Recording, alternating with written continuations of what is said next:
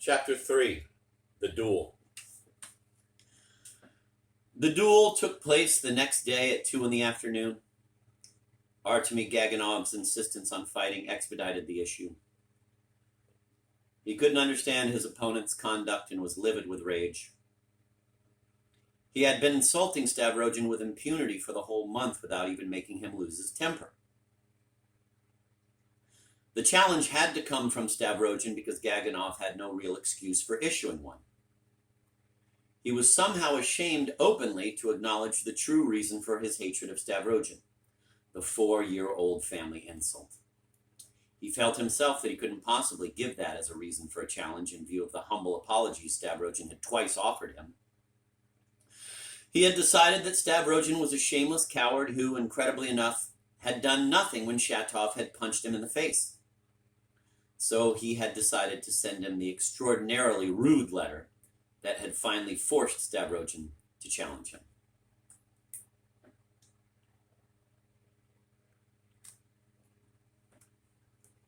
Once the letter was sent off, Gaganov became feverishly impatient.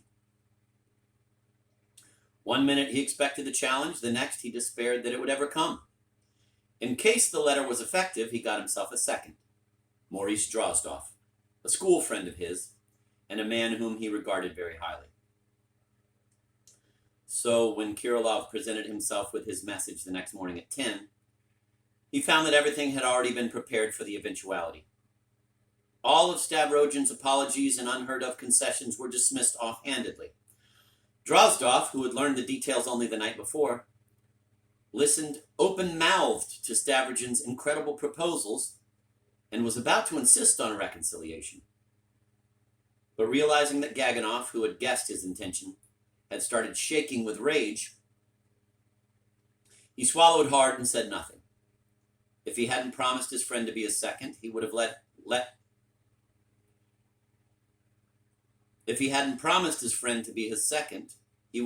then and there. Now he felt he would have to let things take their course and could only hope that he might be of some help. Kirilov then delivered the challenge. All of Stavrogin's conditions were immediately accepted without the slightest objection. Gaganov only insisted on an addition, but a rather ferocious one. If nothing decisive resulted from the first exchange of shots, they would repeat the whole procedure again. And if again nothing happened, they would try it for a third time. Kirilov frowned and objected to the propriety of a third exchange, but Gaganov wouldn't budge, and Kirilov agreed, stipulating, however, that, quote, 3 times is fine, but a fourth is ruled out, end of quote. That they accepted.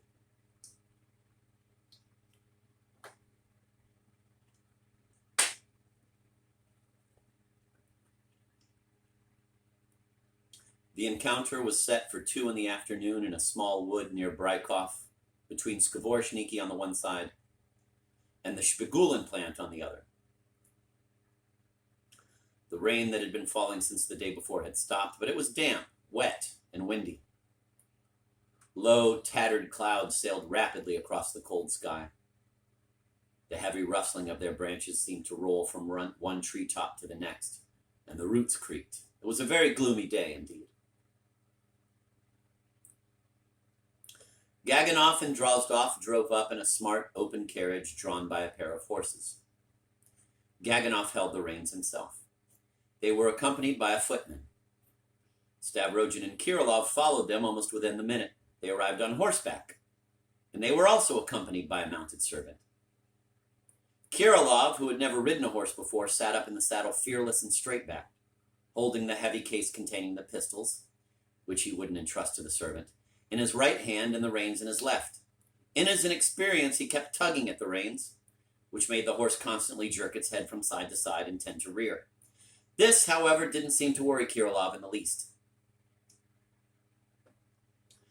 Gaganov, a morbidly suspicious man who was ready to see an offense in everything, took the arrival of the riders as a fresh, deliberate insult. He felt that his opponents were so cocksure that they hadn't even considered the possibility that they might need a carriage. He alighted from his open carriage green with rage. He noticed his hands were trembling and immediately confided this to Drozdov. He didn't even acknowledge Stavrogin's bow, but simply turned away. The seconds drew lots to decide which pistols to use. The lot fell to Kirilov's. They measured the distance between the barriers and told the opponents to take up their positions. The servants were ordered to move the carriage and the horses 300 paces back. The pistols were loaded and handed to the opponents.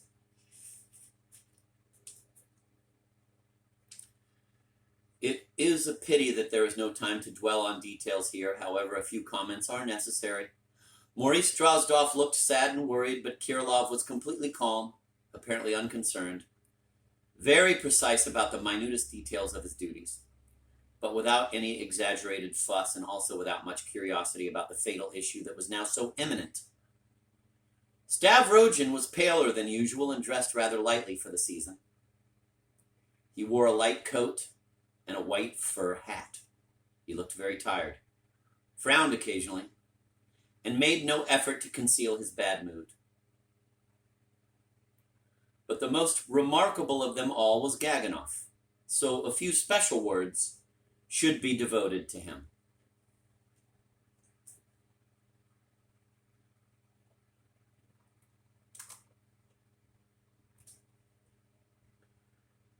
We have not yet had an opportunity to describe his appearance. He was a big, tall man, white-skinned and well-fed, in fact, on the fat side.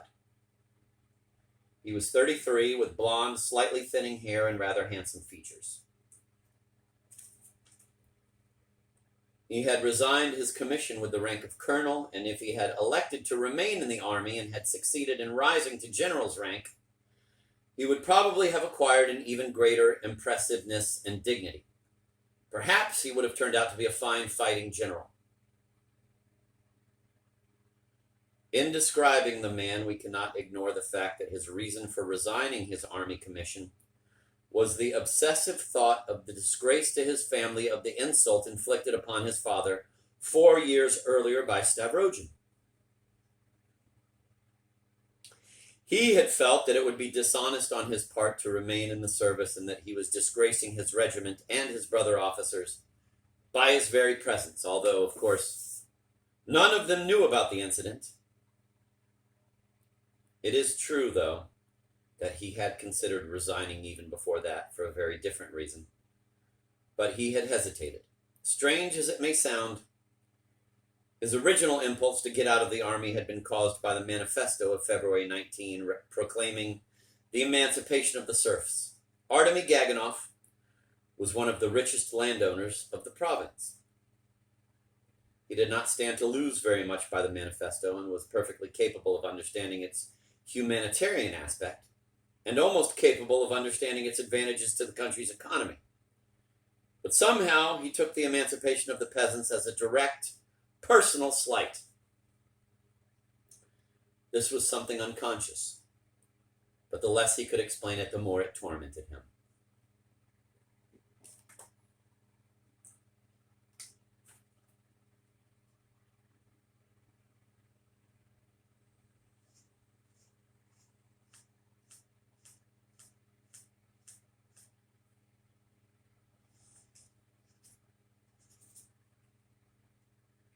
However, until his father's death, he did not dare to do anything drastic about it. Meanwhile, in Petersburg, he became known to many remarkable personages, with whom he carefully kept in touch for the, quote, respectability, end of quote, of his thinking.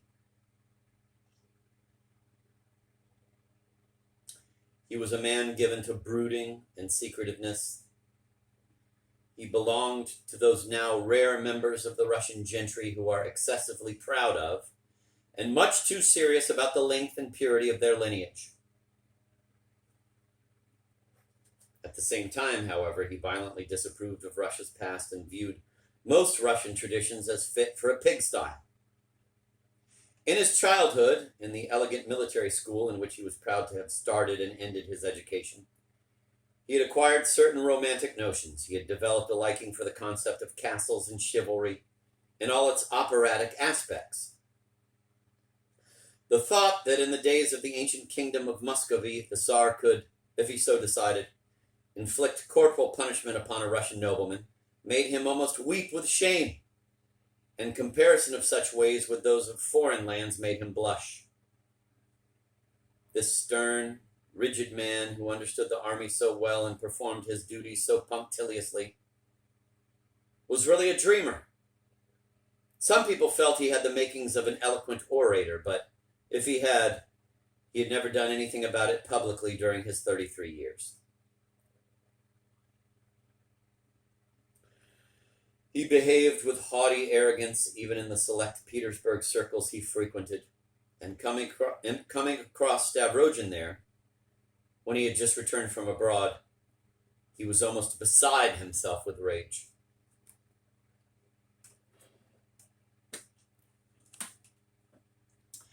Now, standing at the barrier, he was in a state of indescribable agitation. He was terrified that somehow the duel might be stopped. The very thought of a delay sent shivers down his spine. He looked up with a horrified expression when, instead of giving the signal for the duel to start, Kirilov suddenly addressed the combatants. But it was only a matter of form, as the speaker himself stated. Just a matter of form, routine.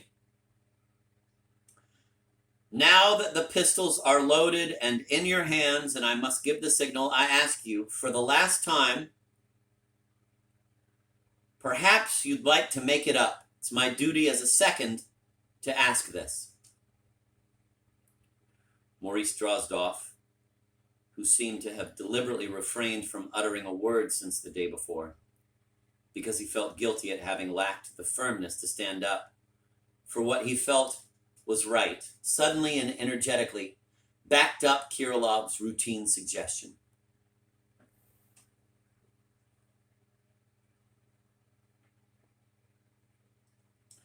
I fully subscribe to Kirilov's words.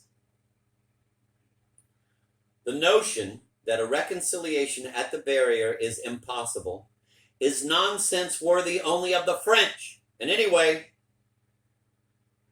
I don't understand what this duel is all about. I've been wanting to say so for a long time. I mean, apologies have been offered, haven't they? He had turned very red, for he seldom spoke for so long or with such heat.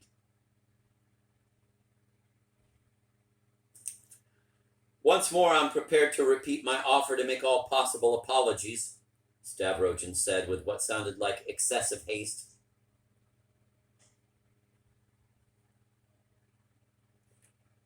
How can such a thing be tolerated?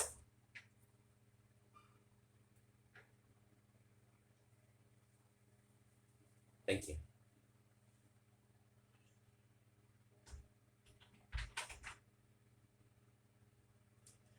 How can such a thing be tolerated? Gaganov shouted furiously, addressing his second and stamping his foot with rage. If you are my second and not my enemy, Maurice, I would like you to explain to this man, he pointed at Stavrogin with his pistol, that the concessions he's offering me are nothing but fresh insults. I don't seem to be able to do anything to offend him. He wouldn't even find it disgraceful to walk away from the barrier. What does he take me for? I ask you. You, who are supposed to be my second. You're doing this deliberately to make me miss, he shouted, spluttering and stamping his foot again. That's that, then, Kirilov shouted loudly. Please wait for my signal.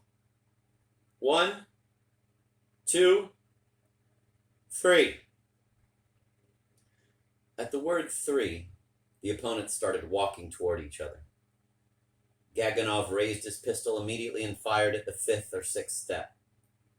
For a second he marked time, then, realizing that he had missed, quickly walked the rest of the way to the barrier. Stavrogin walked up to the barrier too and raised his pistol. However, he raised it obviously much too high and fired without taking aim. Then he took out his handkerchief and wrapped it around the little finger of his right hand. Only then did the others realize that Gaganov hadn't missed altogether, His bullet had nicked the finger, grazing it without damaging the bone. Kirilov immediately declared that if the parties were still dissatisfied, the duel must go on.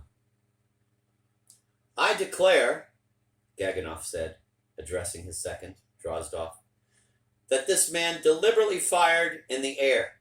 He again pointed at Stavrogin with his pistol. This is adding a new insult. He is trying to make the duel impossible. I'm entitled to shoot any way I please so long as I conform to the agreed rules, Stavrogin said firmly. No, he isn't. He isn't. Explain to him, Gaganov shouted. I fully agree with Mr. Stavrogin's statement, Kirilov declared. Why is he sparing me? I despise his generosity. I spit on it. I give you my word I had no intention of offending you, Stavrogin said impatiently. I fired in the air because I don't feel like killing anyone, you or anyone else. It's none of your business. You are right, though, that I do not consider myself offended, and I'm awfully sorry that it should exasperate you so. However, I won't let anyone deprive me of my right.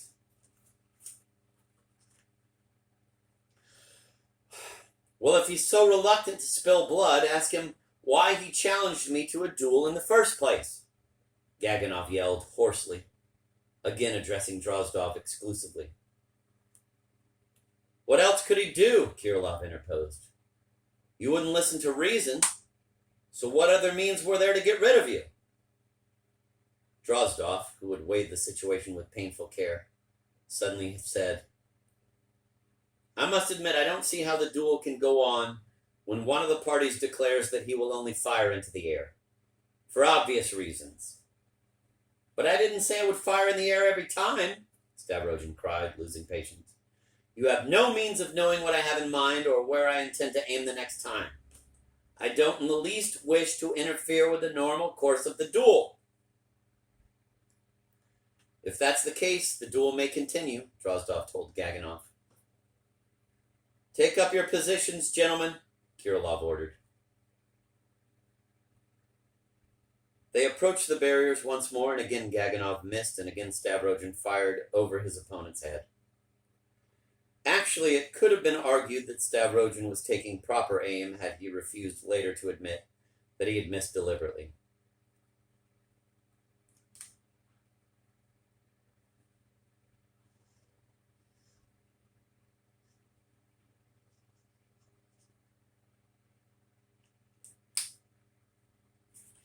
He didn't point his pistol at a cloud or the top of a tree, but actually aimed at Gaganov's head, only raising his aim a few feet above it at the moment he fired. And indeed, his second shot was lower and more plausible than the first, although nowhere near enough to convince Gaganov. Again! He gnashed his teeth. But I don't give a damn. I have been challenged, and I'm going to take advantage of my rights. I demand a third try at any cost. You're fully entitled to it, Kirilov said cuttingly. Drozdov said nothing. They took up their positions for the third time. This time Gaganov walked the whole way up to the barrier and took aim at his opponent 12 paces away. His hands were trembling so much that he could not fire accurately. Stavrogin stood with his pistol lowered, waiting without moving for him to fire. Too long. You're taking aim too long, Kirilov shouted. Fire! Go on, fire! Gaganov fired, and this time Stavrogin's white fur hat flew into the air. The shot turned out to be pretty accurate. The hat was shot through very low above the head, another quarter of an inch, and all would have been over. Kirilov picked the hat up and handed it to Stavrogin. Fire! Don't keep your opponent waiting, Drozdov shouted, in a state of extreme agitation. Stavrogin, absorbed in examining his hat, seemed to have forgotten all about shooting. Stavrogin started, looked at Gaganov, and, this time, without making the slightest pretense of trying to aim at him, turned away and fired into a clump of trees. The duel was over. Gaganov stood there completely crushed. Drozdov walked over and started to say something to him, but Gaganov seemed unable to understand. On leaving, Kirilov removed his hat and nodded to Drozdov, but Stavrogin disregarded all formalities. After he fired into the trees, he didn't even bother to look at his opponent, who was still standing at the barrier. He silently handed the pistol to Kirilov and walked off toward the horses. He looked angry and didn't say a word. Neither did Kirilov. They mounted their horses and set off at a gallop.